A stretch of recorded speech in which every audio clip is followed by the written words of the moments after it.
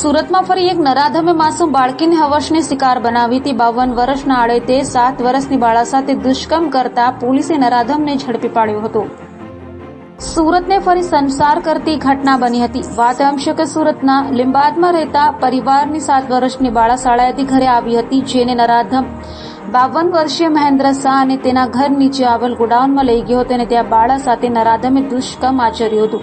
બનાવને લઈ બાળાએ માતાને જાણ કરતા માતાએ પોલીસ ફરિયાદ કરતા પોલીસે ગણતરીના કલાકોમાં જ નરાધમ 52 વર્ષીય મહેન્દ્ર શાહને ઝડપી પાડી સળિયા પાછળ ધકેલી દીધો હતો।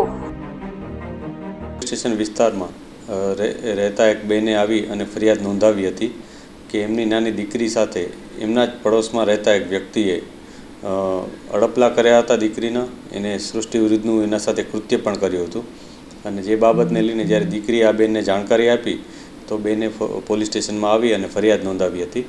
પોલીસે આ બાબતને ગંભીરતાથી લઈ તરત જ એક્શનમાં આવી હતી અને તરત જ જે આરોપી છે એને પકડી પાડ્યો હતો। આરોપીની અન્ય પૂછપરછ પણ પોલીસે કરી છે। એનો જે મોબાઈલ છે એ પણ ચેક કર્યો છે। એની મોબાઈલની ડિટેલ પણ અમે મેળવી છે અને આ બધી વિગતો અમે FSLમાં પણ મોકલવામાં આવનાર છીએ।